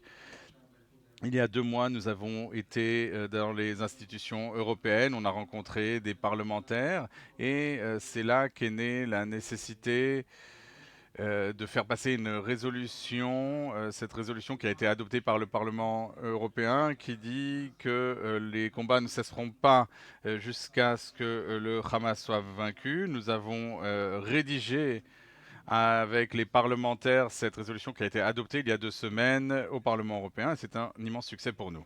Bien sûr, nous sommes en contact avec Washington également. Il y a 2 ans, puisque nous parlons de recherche, certains des officiers les plus importants m'ont appelé, ils m'ont dit Amir, il faut nous rencontrer très vite, et on s'est rencontrés dans le jardin de ma maison à Césarée et nous étions une 12aine d'officiers et nous avons évoqué la situation et nous sommes parvenus à la conclusion évidente qu'Israël se dirige vers une guerre. Après de nombreuses années où pour toutes sortes de raisons, des raisons régionales, des raisons internationales, il y a une sorte de stabilité. Il y a 2 ans, nous savions que c'était terminé et que on prenait la direction de la guerre. Suite à cela, on a fait un rapport stratégique, un document de 300 pages, qui, en résumé, dit la chose suivante: il y aura une guerre en Israël dans les 2 ans à venir, nous ne pourrons pas y échapper, et l'État d'Israël a 2 choix. Soit la guerre des 6 jours, soit la guerre de Kippour. Soit c'est nous qui prenons l'initiative, qui attaquons les premiers pour écarter la menace, ou il y aura une attaque surprise comme de la guerre de Kippour. Nous savions qu'il y aurait une tentative de surprise et on a dit aux responsables politiques arrêtez tout, préparez le public à une guerre qui va se déclencher. Tout cela est lié notamment au retrait américain de la région, le retrait américain d'Afghanistan, des bases en Irak et en Syrie. C'est lié au rapprochement qu'on voit entre la Chine, la Russie et l'Iran, le rôle dominant de l'Iran, l'absence de leadership des États-Unis au Proche-Orient, la façon dont les Iraniens le voient. Tout cela est lié aussi à la force que construisent les Iraniens depuis des décennies. On est arrivé à un moment où les Iraniens pensent qu'ils sont suffisamment forts pour passer à l'action. Il faut ajouter à cela 5 campagnes électorales en Israël, une société qui est divisée, une situation politique terrible, les manifestations, le refus de servir dans l'armée. Eh bien, les conditions ont été réunies pour la guerre. Peu importe que nous l'ayons présenté au Premier ministre Netanyahou, au chef du Conseil de sécurité, au président à la Knesset, nous n'avons pas réussi à faire en sorte que le système qui avait perdu de sa concentration sache que nous allions vers une guerre. Et c'est dans cette situation que nous sommes retrouvés le 7 octobre. À 6h30, le 7 octobre, lorsque la guerre a commencé, la première question que je me suis posée, face aux estimations que nous avions, c'est pourquoi le Hezbollah n'attaque pas? Pourquoi seul le Hamas attaque? Cela me semblait un peu étrange. Et j'ai compris à ce moment que ce qu'on voyait là, et je l'ai dit dès le premier jour de la guerre, je pense que le président Biden l'a dit au 40e jour de la guerre, j'ai dit, il y a là un ordre iranien donné au Hamas de se lancer dans cette guerre parce que l'Iran identifie qu'il va y avoir une coalition américano-israélo-sunnite. Un accord de paix avec l'Arabie Saoudite, ça n'est pas comme les accords d'Abraham. Un accord de paix avec l'Arabie Saoudite, c'est une normalisation des relations d'Israël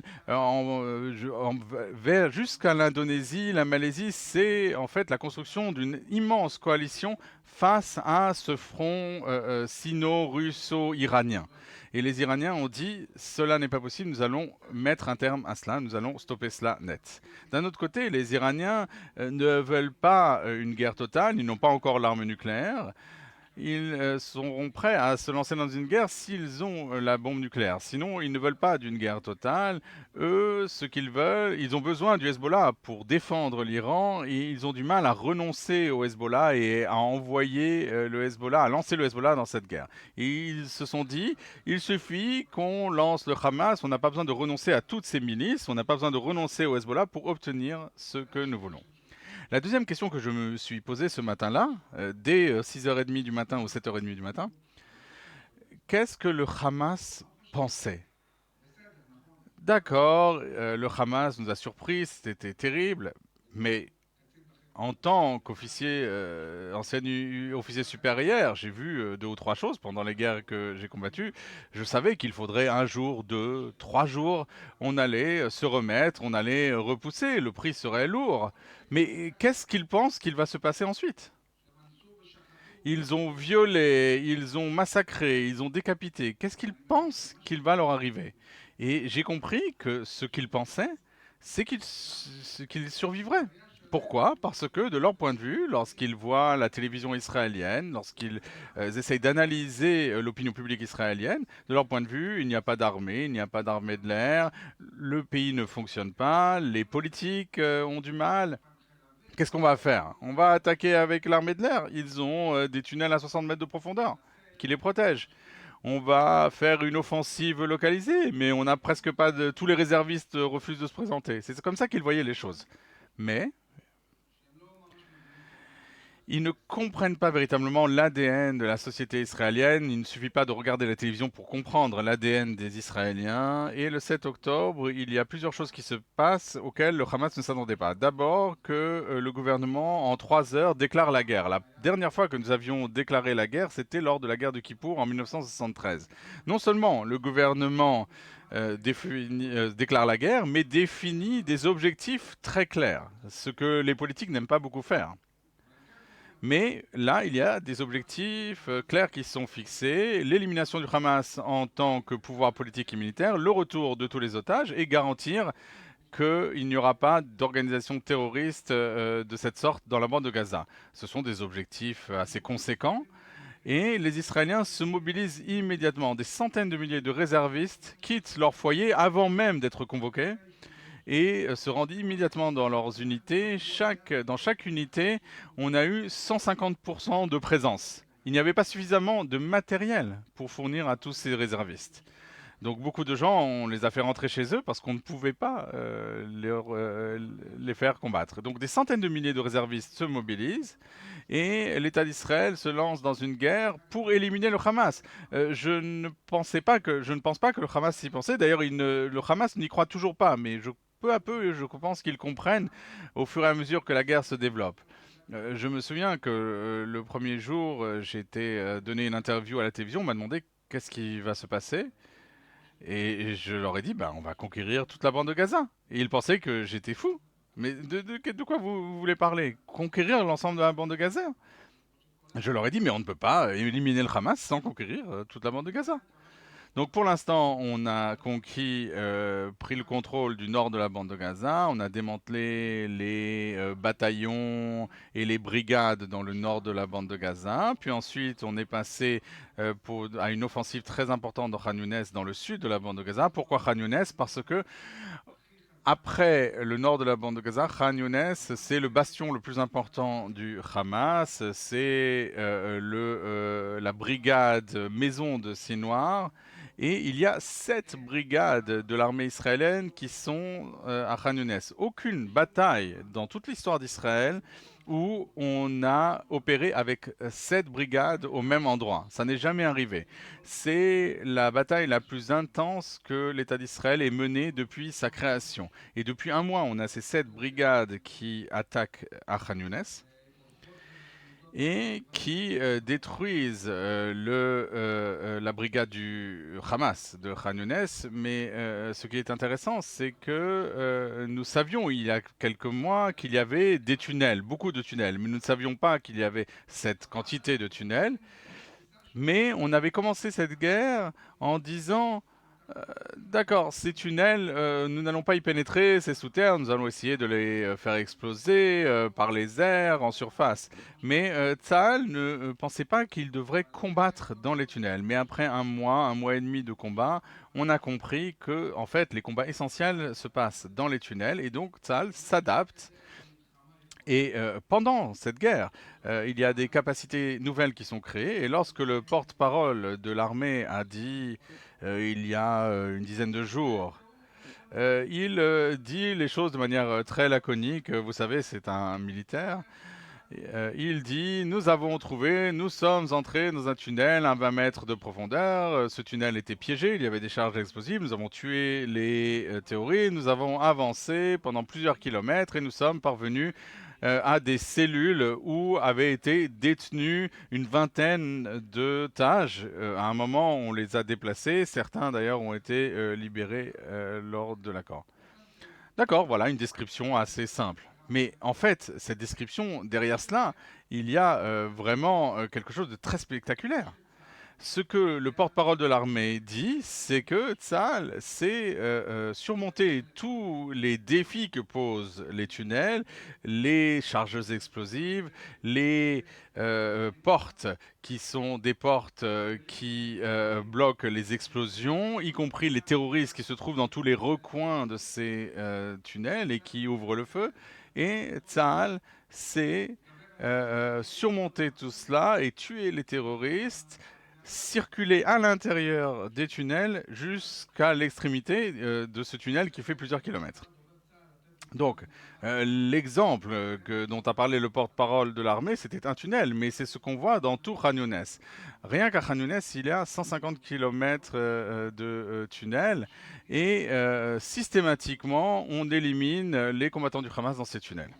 J'espère qu'on parviendra au moment où on trouvera les otages, les dirigeants du Hamas. Khan Younes est complètement encerclé et l'armée estime, le commandant de la division il y a 10 jours a dit que d'ici 3 ou 4 jours, le régiment de Khan Younes du Hamas serait démantelé et on ne sait pas encore si on trouvera les otages, s'ils y sont.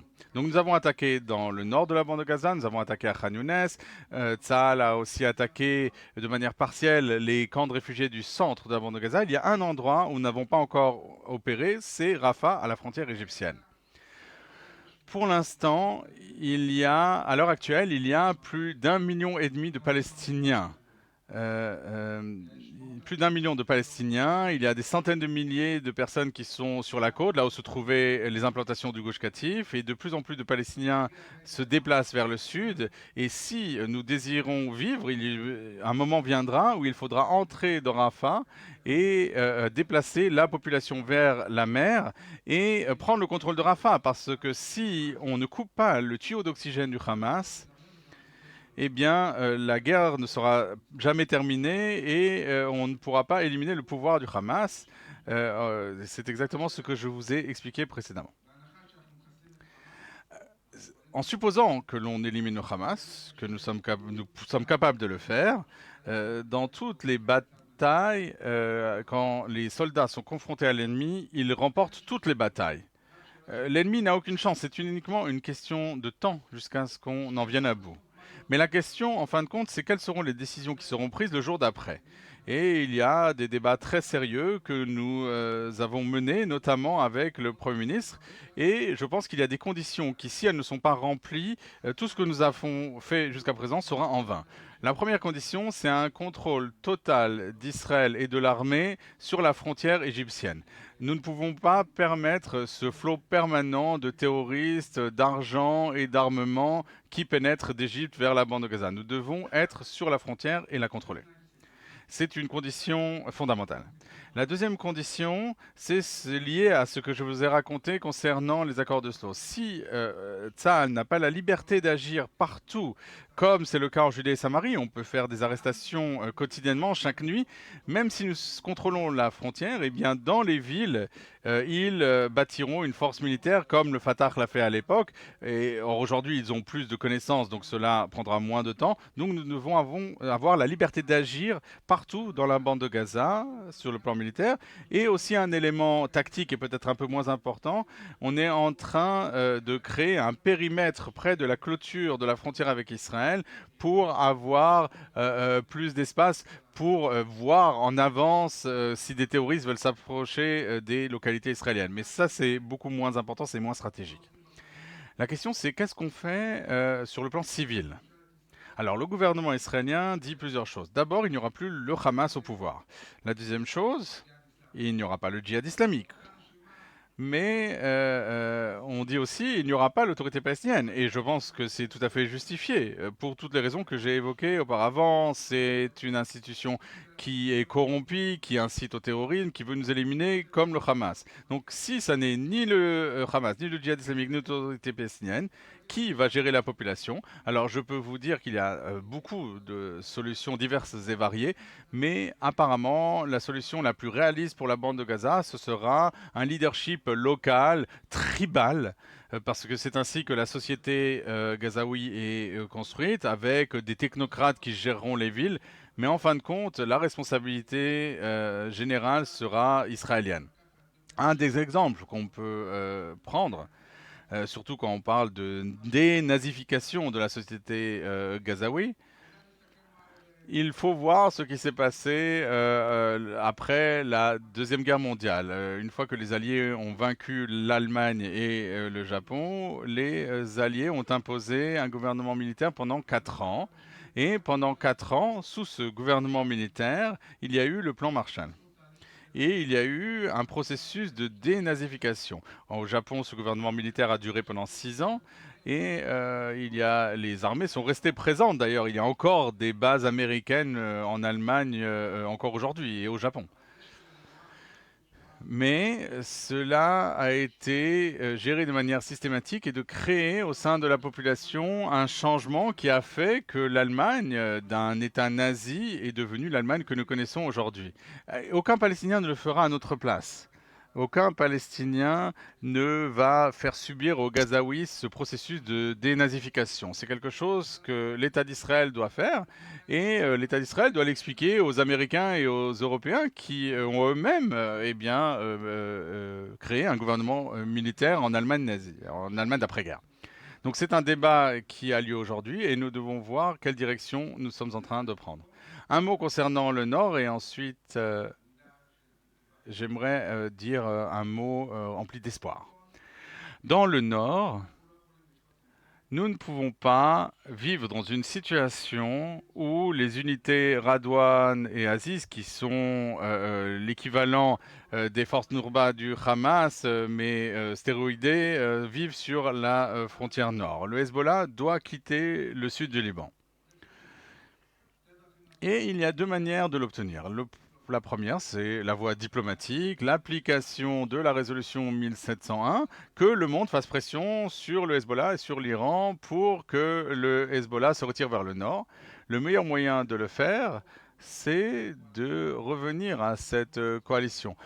Joe Biden veut revenir à la normalisation et à un accord entre Israël et l'Arabie Saoudite. Il veut se présenter devant les électeurs en montrant un succès significatif au-delà des guerres. Parce que pour l'instant, les gens n'ont en tête que la guerre entre la Russie et l'Ukraine et la guerre entre Israël et le Hamas, beaucoup d'instabilité. Mais, comme je vous l'ai dit, la paix avec l'Arabie Saoudite, cela représente 5 ou 6 accords de paix avec d'autres pays. Et donc, c'est ce que Biden veut. Si on parvient à créer une coalition américano-israélo-sunnite, peut-être avec la France et le Royaume-Uni, puisqu'il y a en ce moment une coalition qui s'occupe des Houthis, peut-être qu'on aura la capacité de voir ce que l'Iran fait, ce que les milices pro-iraniennes, que les Houthis font, et qu'on aura plus de pouvoir pour dicter les processus qui auront lieu. Si ça n'est pas le cas, apparemment on se dirige vers une guerre dans le Nord, ce qui sera un événement beaucoup plus dur et beaucoup plus grave que ce qu'on a vécu jusqu'à présent. Il est possible que tout ce qu'on voit face au Hamas, ça n'est que la bande-annonce d'une guerre plus étendue et plus intensive. Il faut le savoir. J'aimerais malgré tout vous donner un message d'espoir. Lorsque j'étais commandant adjoint de la division de Gaza, il y avait en permanence des délégations qui venaient nous rendre visite et on leur montrait la bande de Gaza et ils me demandaient qu'est-ce qu'il va se passer dans la bande de Gaza, quelles sont vos estimations. Et je leur disais, en gros, depuis le livre des juges dans la Bible, rien n'a changé. À chaque fois, il y a des guerres avec la bande de Gaza et on mobilise et on combat. Et la Bible entière est remplie de guerres face à la bande de Gaza. Et dans le livre des juges, après de nombreuses guerres, il est écrit « Et la terre a été tranquille pendant 40 ans ». Pourquoi est-ce que la Bible écrit cela ?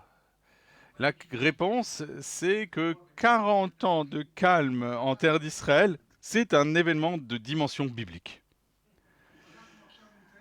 Et nous sommes là au cœur d'un événement de dimension biblique. Et nous avons eu, nous avons reçu une terrible gifle, mais au-delà de cela, nous avons devant nous une occasion historique de traiter les problèmes sécuritaires les plus graves auxquels nous sommes confrontés et de vaincre nos ennemis d'une telle manière que plus cette victoire sera significative, eh bien, plus on aura un âge d'or de l'État d'Israël et du peuple juif. Plus la victoire sera éclatante, plus on aura de la prospérité, des accords de paix, une immigration record vers Israël. On aura une génération complètement différente. Et on a là une occasion exceptionnelle. Mais pour faire tout cela, Nous devons être unis ensemble et nous préoccuper que d'une chose, la victoire, la victoire, la victoire et uniquement la victoire. Nous devons vaincre et nous n'avons pas le droit de nous préoccuper de politique et de désaccords. Ça n'est pas le moment de faire des enquêtes, des élections et tout ce type d'idées. Il faut soutenir le cabinet, il faut soutenir l'armée et vaincre nos ennemis. C'est là-dessus que nous devons nous concentrer. Et si nous le faisons, l'avenir du peuple juif est radieux. Toute la stature d'Israël dans le monde sera changée et tout commence par la victoire sur le Hamas. Il faut d'abord vaincre le Hamas. Et le lendemain, nous devrons bâtir ici une société différente, une société qui devra se bâtir sur trois fondements, trois piliers. D'abord, une société mobilisée. Tout le monde doit participer, tout le monde doit contribuer à l'effort de défense. Nous voyons que même une gare dans la bande de Gaza, qui est notre ennemi le plus faible, nécessite une mobilisation du pays tout entier.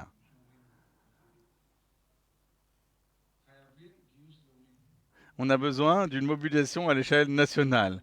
Peu importe qu'il s'agisse de groupes d'intervention, d'une garde civile. Alors, peut-être, cela peut sembler comme dire qu'on est une sorte de Sparte moderne. Mais moi, je pense qu'on peut être une Sparte moderne, mais ça ne veut pas exclure Athènes. Nous ne devons pas renoncer à la culture, à la musique, à notre joie de vivre, au bon vin et à la bonne nourriture. Je dois vous dire qu'à titre personnel, je pense que je suis un combattant très sérieux, mais malgré cela, je fais du piano, je joue de la clarinette et du piano, je joue de la musique classique, j'aime le bon vin, j'aime me promener et je n'y vois pas de contradiction. C'est plutôt complémentaire d'ailleurs. Donc on peut être à la fois Sparte et Athènes, mais au-delà de cela, il y a Jérusalem. Et j'aimerais vous dire que si il y a une chose que les Israéliens ont apprise le 7 octobre, c'est qu'avant tout, nous devons être plus juifs qu'auparavant et plus sionistes. Nous devons nous rappeler ce qui nous unit, c'est que nous sommes juifs, nous sommes sionistes. Et je crois que celui qui l'a si bien dit, c'est Dieu lorsqu'il bénit Noé et sa descendance, Sem, Ham et Japhet. Il maudit Ham, mais il bénit Japhet, qui représente l'esthétique, la beauté, la culture, l'idéal humain qui place l'homme au centre. Parce que Dieu a placé l'homme au centre de sa création. Donc il bénit Japhet et il dit « Mais tu siégeras dans les tentes de Sem. Tu exprimeras ton potentiel. » Mais au-dessus de ça, il y a les valeurs spirituelles du judaïsme. Parce que la matière sans esprit, cela peut être très négatif. Donc je vais conclure avec un immense espoir parce que je crois dans notre peuple, je crois dans sa détermination, dans ceux qui combattent. J'espère que nos dirigeants seront dignes de leur peuple et des combattants qui sont sur le terrain. Merci à tous.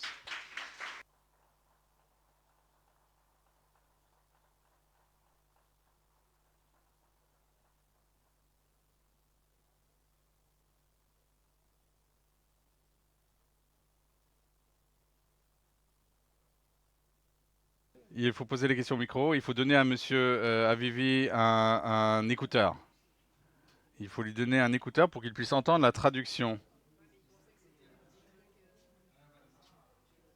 Il faut donner à monsieur... Je voulais vous poser une question concernant l'Iran. Avec tout ce que nous savons aujourd'hui, est-ce qu'on va attendre qu'ils obtiennent l'arme nucléaire? En ce qui concerne l'Iran, l'Iran continue d'avancer de manière très significative vers l'arme nucléaire. Et lorsque je parle de cette coalition et de la nécessité d'un leadership américain, il faut bien comprendre que la stratégie iranienne était exactement ce qu'ils font. Ils essaient de nous épuiser, nous et les États-Unis, avec leurs satellites, avec les Houthis, avec les Irakiens, et en attendant, continuer à avancer vers l'arme nucléaire sans que personne ne cible l'Iran. Et donc la meilleure stratégie en Iran, face à l'Iran, c'est de dire que nous ne jouons pas à ce jeu, qu'il faut frapper directement l'Iran.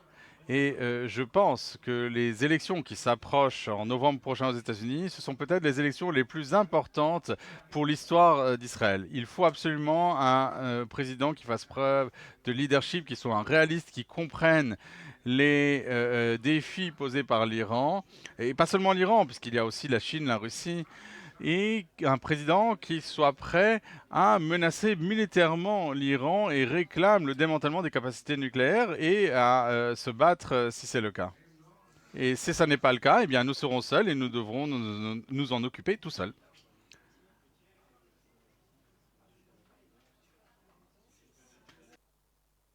Il faut qu'il ait un écouteur pour avoir la traduction. S'il n'a pas d'écouteur, שומע.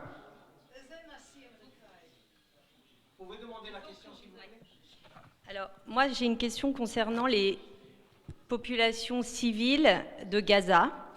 On a bien compris qu'il faut vaincre le Hamas dans la bande de Gaza et qu'on va être face au problème de la population. Le monde entier nous le répète et nous, en tant que peuple juste, on en a conscience.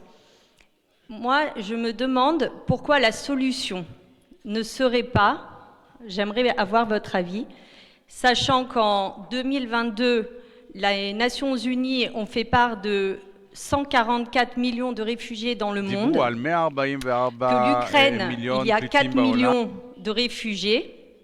On parle de 1,5 million de réfugiés. Que pensez-vous de mettre des bateaux, d'évacuer ces populations dans différents endroits du monde afin de protéger ces populations et qu'on ne soit pas seuls et uniquement les seuls face à ce problème? Voilà, merci.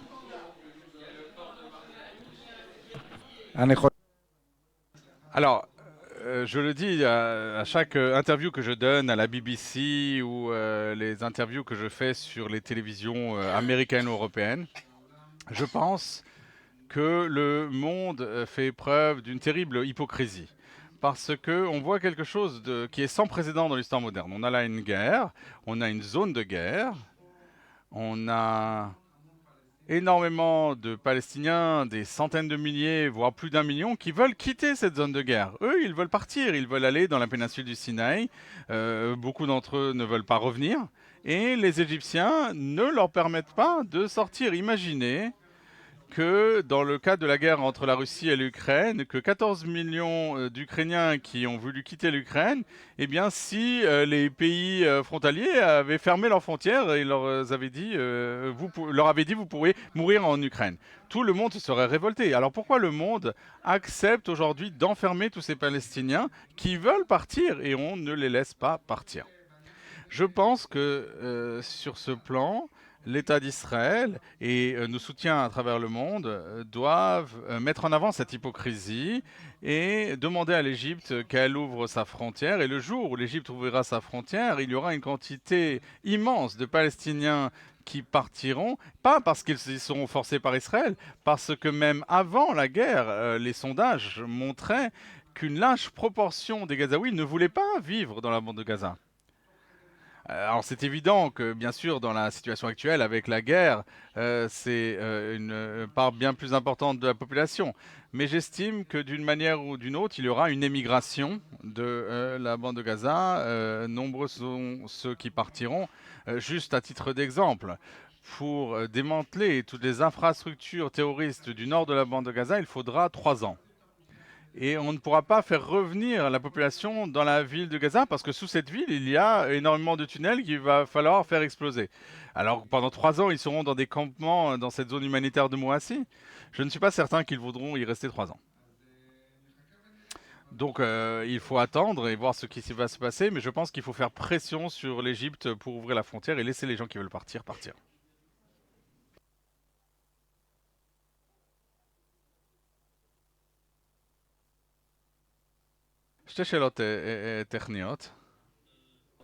Jusqu'où, c'est sur le plan stratégique, jusqu'où Israël peut perdre une grande partie de l'opinion mondiale? Est-ce que c'est important? Pas important, on verra après.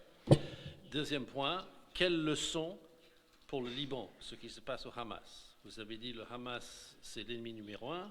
mais le Hezbollah, c'est beaucoup plus grand, ennemi numéro 2.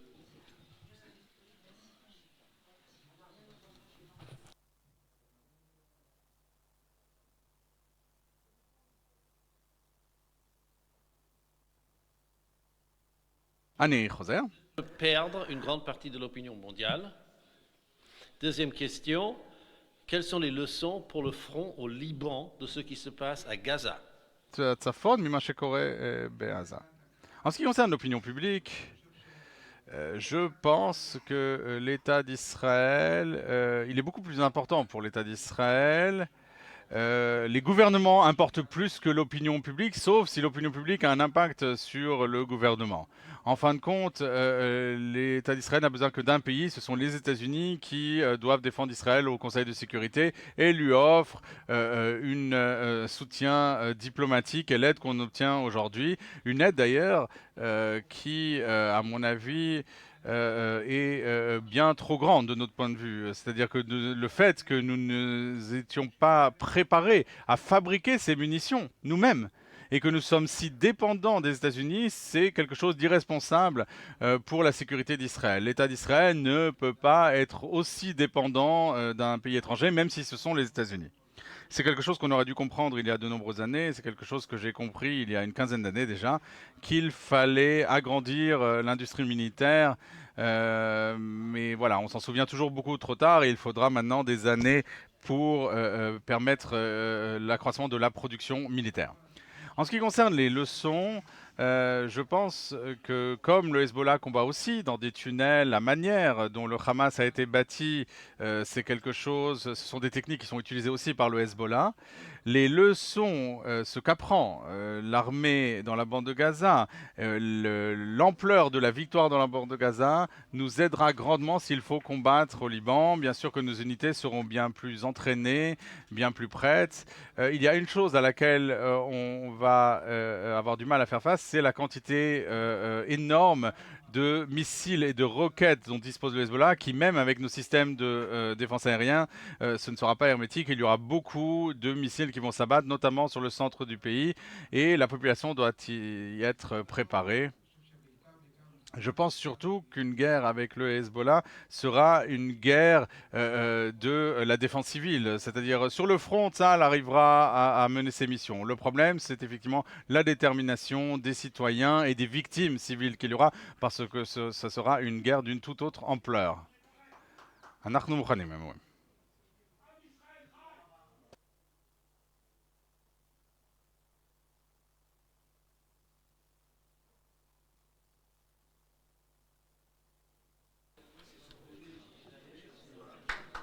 Moi, je voudrais le remercier, lui dire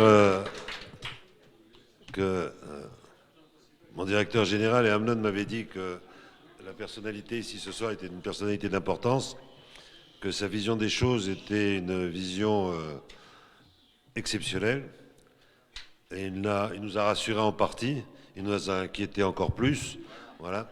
Donc, je lui donne rendez-vous pour la prochaine fois et qu'il puisse nous donner de meilleures nouvelles. Voilà. Merci beaucoup.